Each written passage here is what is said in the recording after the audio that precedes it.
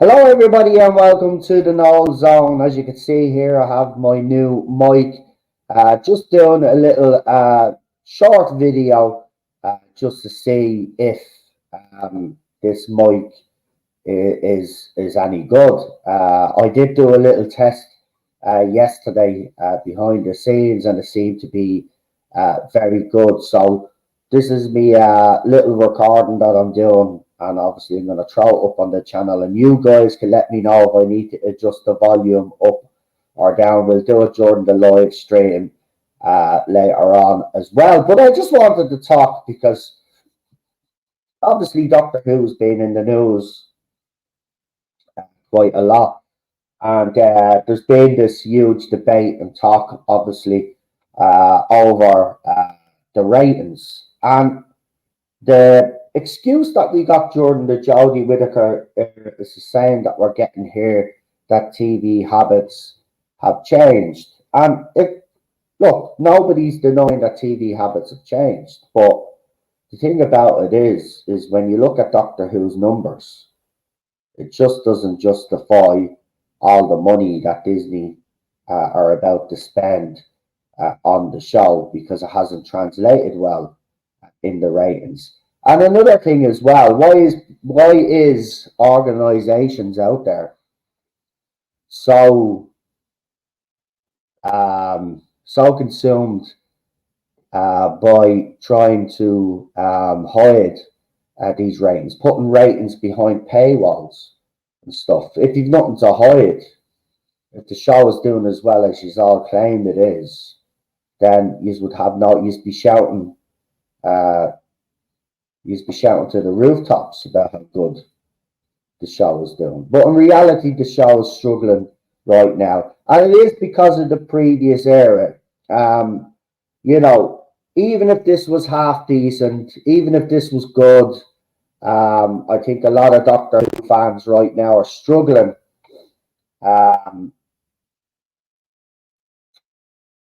with the show because the previous regime made it absolutely clear that, you know, the fans were no longer welcome, and it seems to be the same trend happening today. But the fact of the matter is Doctor Who is now up to the standards that a lot of fans want it to be. Now, while there are some fans out there that have lowered the standards, and there's never anything wrong with that. If you want to lower your standards, that's fine, fair enough. But I suppose if you've been watching the crap that you've been watching during the Chibnall era, everybody's expectations and standards dropped during that era, except for a few of us who maintained it was absolutely rubbish. And you know, Shooty for me, I think, is going to be a great Doctor. Look, I have no problem with Shooty. I know there are people out there that do. I don't. I've never had a problem with his casting. I don't really look. There's always going to be that debate. See, this is the difference between me and other people. Is I know there's going to be a debate about his skin color, but for me, his skin color is not an issue, right? For other people, I know it will be. Some will have legitimate reasons, and others are just downright racist. But you know, it's everywhere. As I said, you know, you know, every part of any fandom, there's always a small minority of dickheads. Let's be honest about it. So, you know, I can understand the legitimate arguments against it, but for me, I thought he did when he appeared in the specials, the 60th anniversary. I thought Shooty was all right, but you can tell that he's going to play at camp, and that's probably ordered. That probably comes down to RTD, but he looked comfortable in the role. I'm not sure on Millie Gibson still, but I will say the both of them have great chemistry. But a lot is riding on this from Disney anyway, because you know a lot of fans. Again, I say fans, but these people that are defending the 60th anniversary. Look, the 60th anniversary came nowhere near my expectations. Right? Did I enjoy the episodes that were presented?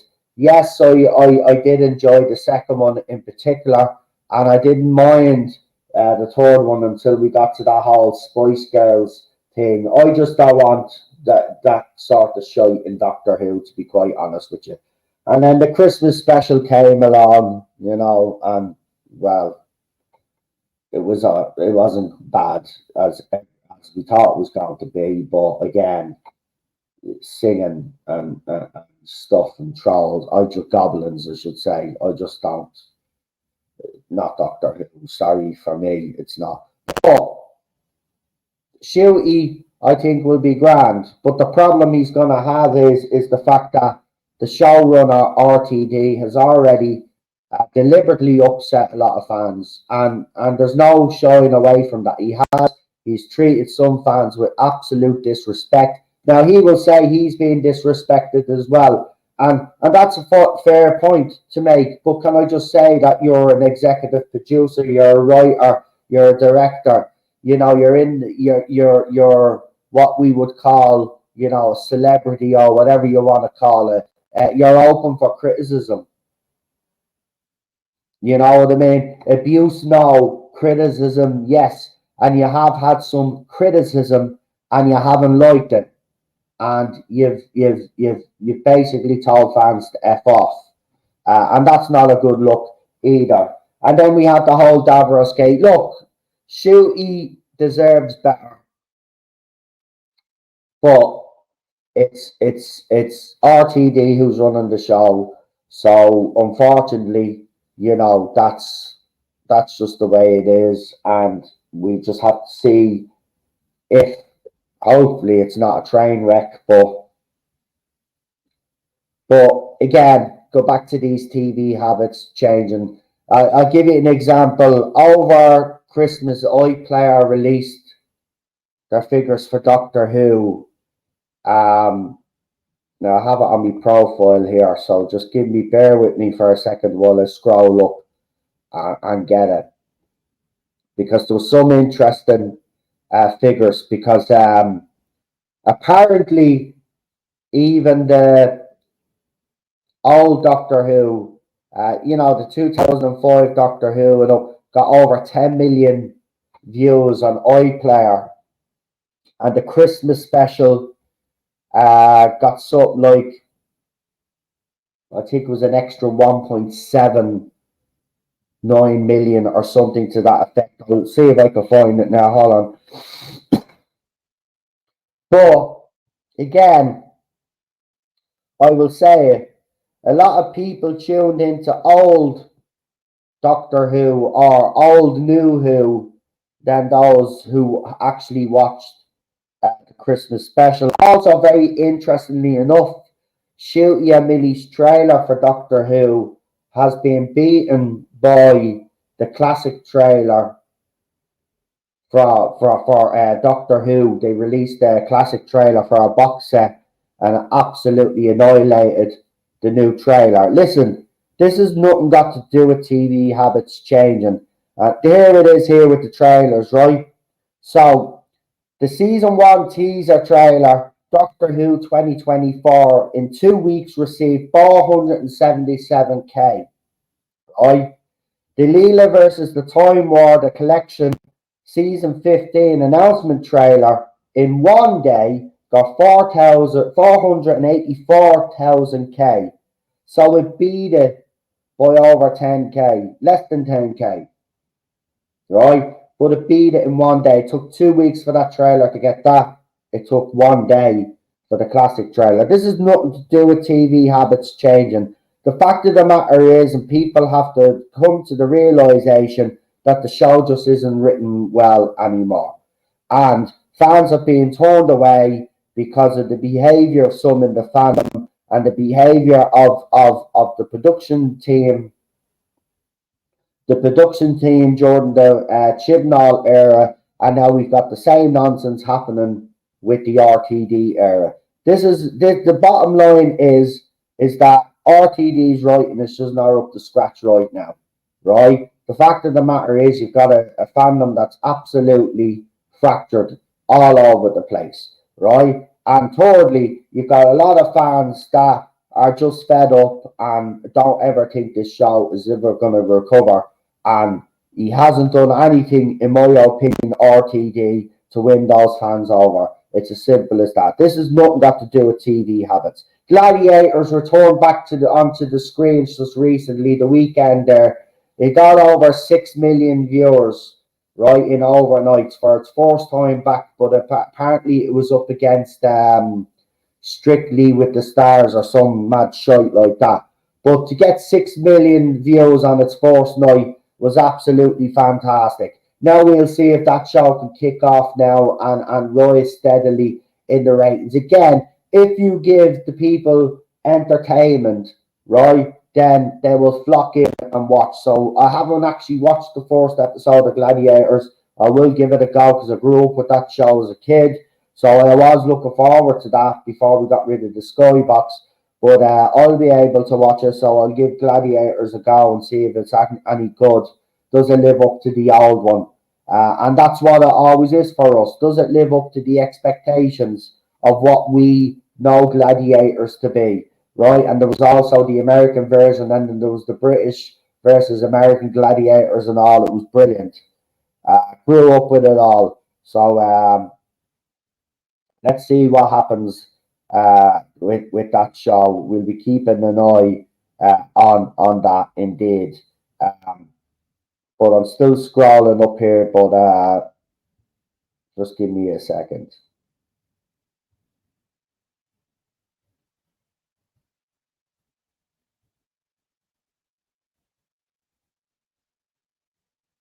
Where is it?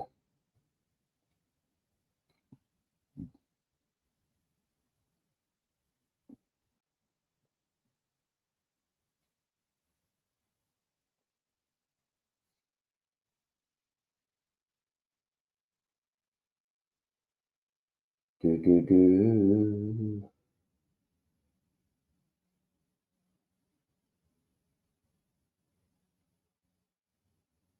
Anyway, let me know what the new mic sounds like. If I have to adjust it up a little bit higher, I will. But you know, as I said, this was the kind of it should be okay because I did a little test and I haven't changed the volume that was on last night. But as you can tell, it's got its own little exhaust at the back. And there you go. Yeah.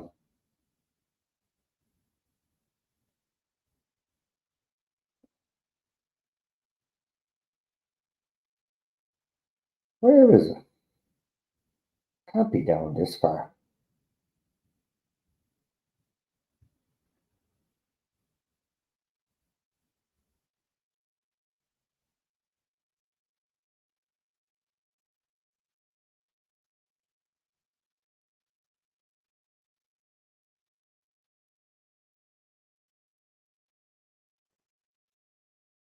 I think we're getting close.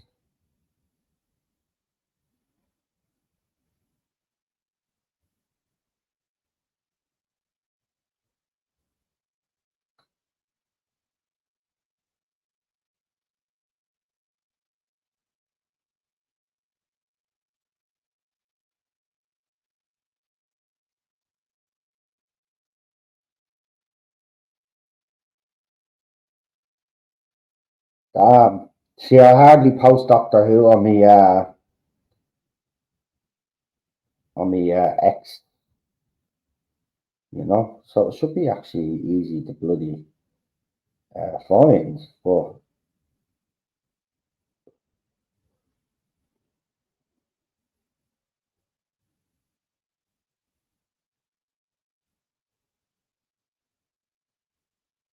well, look, as I said, while I'm still scrolling and see if I can actually come across this.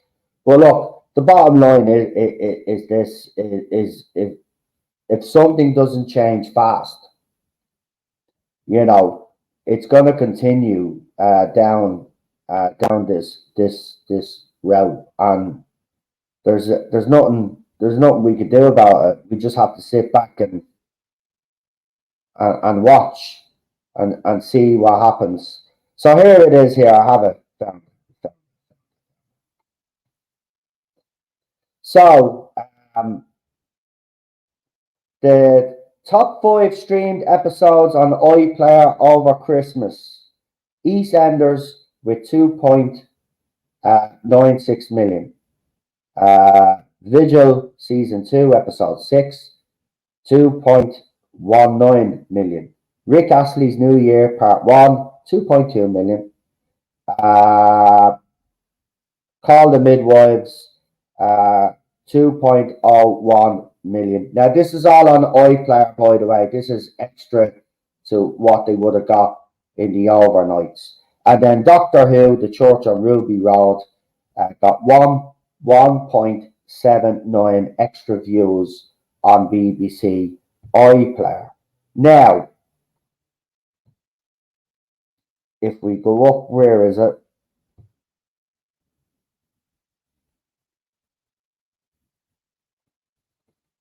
So, for the festive fortnight, right, there was 26.28 million streams, right, and it was divided between all of these shows.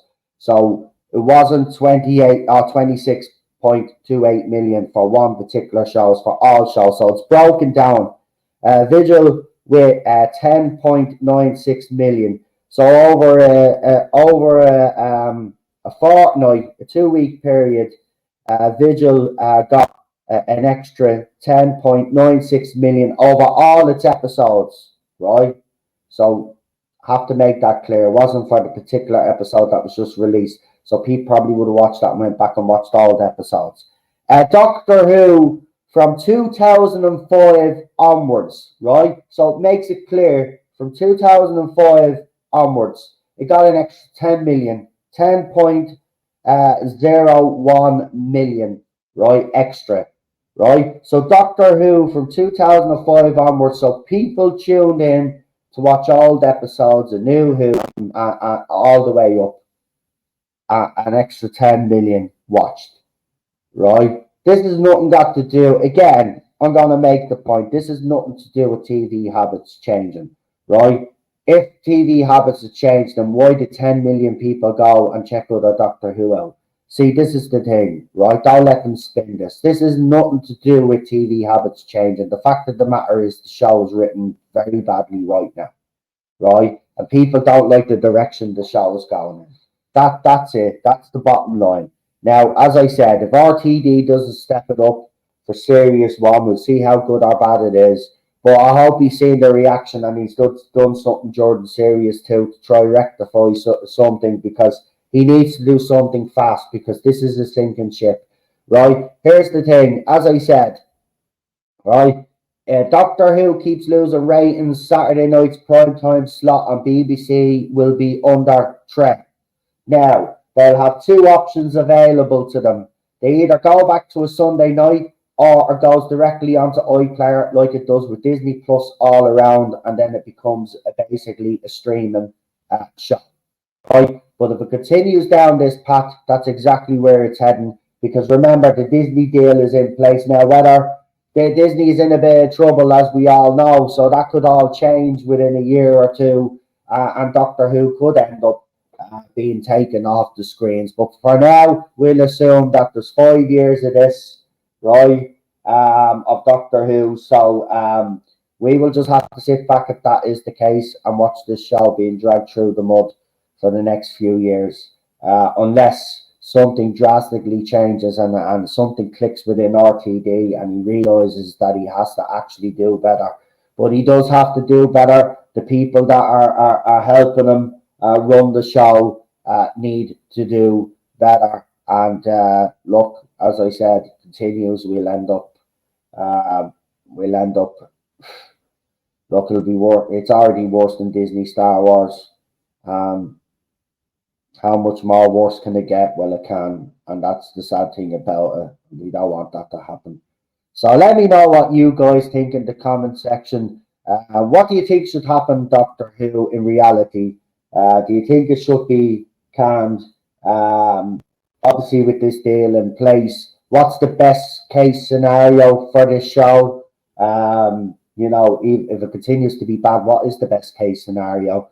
Do you think, season 2 RTD, because he's seen the backlash to some of the stuff he's already done. And remember, they're filming season 2.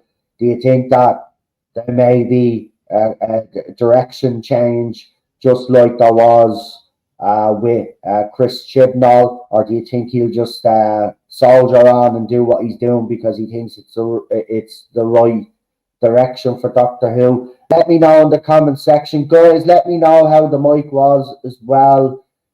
Was it loud enough? Is it not loud enough? Let me know. This is the setup now. I do like this mic. It's a heavy mic, but it was cheaper than the other one. But it's got this real thick cable on it, and it's huge. But yeah, as I said, just let me know if it's any good. That's the most important.